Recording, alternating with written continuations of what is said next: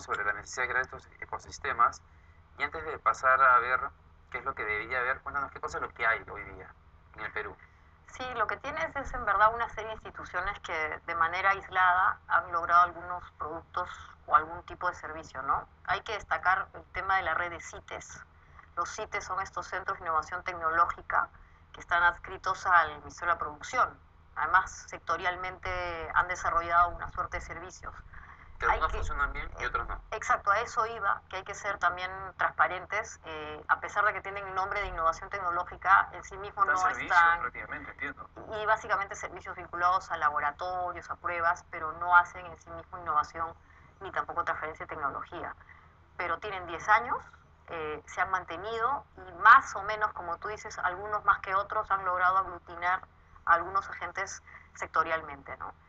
También tienes la experiencia interesante que en su día fue Incagro, ¿no? Incagro fue el primer fondo vinculado con innovación, si bien es cierto sectorial al mundo agrícola, pero que permitió dar después paso a lo que hoy día es el FINSID. El FINSID 1 estuvo de alguna manera desarrollado sobre la experiencia de Incagro, que fue muy exitosa, que por algunas razones que desconocemos con mucha claridad dejó de funcionar. Cuéntanos un poco qué es el FINSID para quienes no conocen qué es el FINSID. El FINSID es un fondo de innovación, ciencia y tecnología que, como estamos mencionando, adopta parte de la experiencia que se había de alguna manera desarrollado a través de Incagro.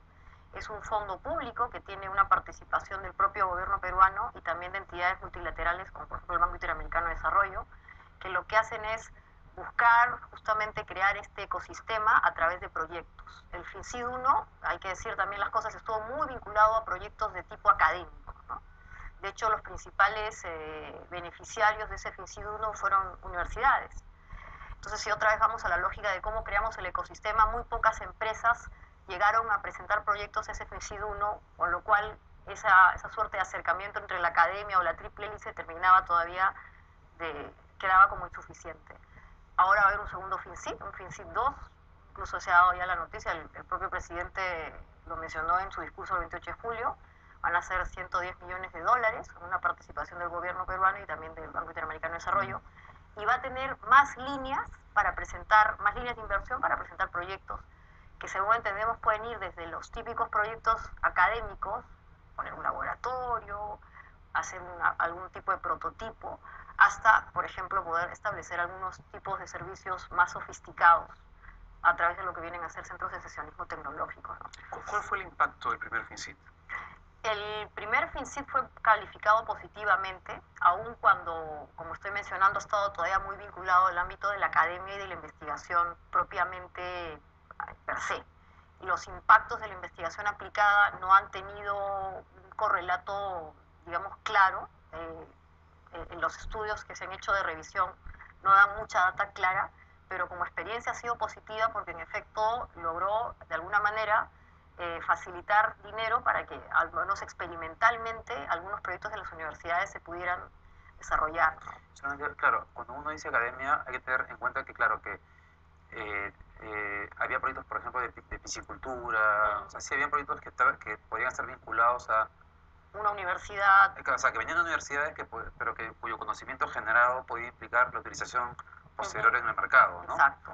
Pero claro, pero no había la articulación con la empresa privada para que así fuese.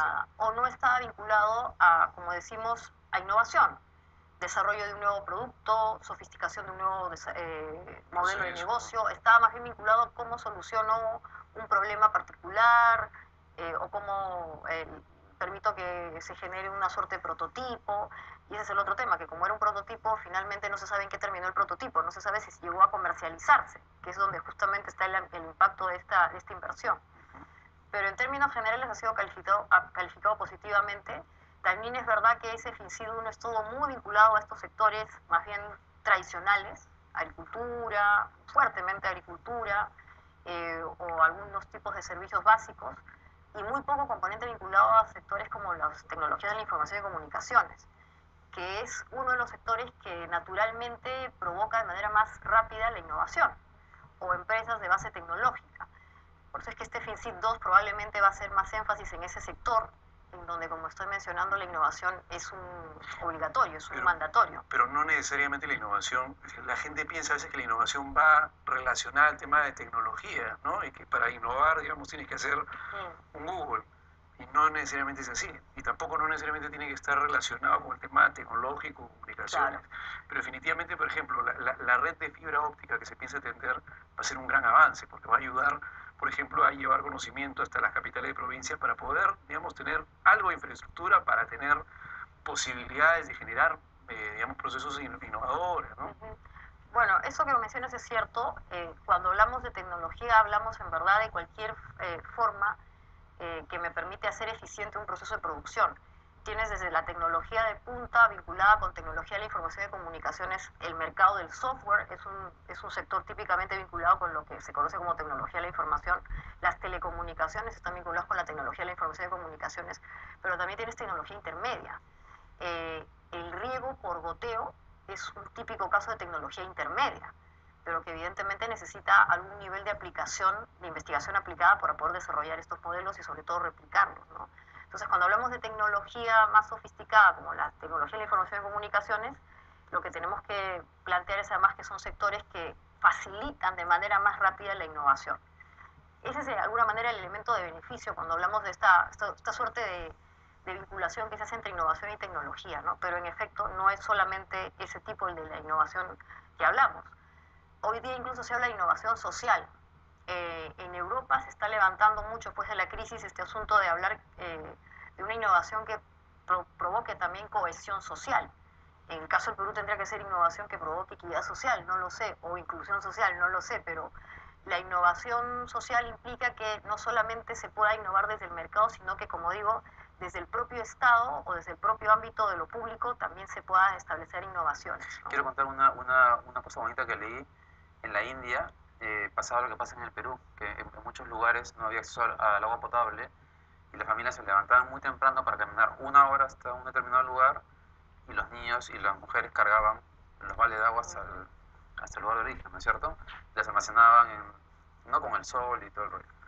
Crearon una bicicleta en la cual los niños podían ir pedaleando hasta el lugar, llenaban con una manguera un tanque que estaba atrás y en el regreso, mientras pedaleaban, se activaba un sistema de purificación del agua. Entonces, cuando llegaban a la casa, el agua estaba purificada. Claro. Que es un caso de innovación social. Exactamente, y además, además de tecnología intermedia.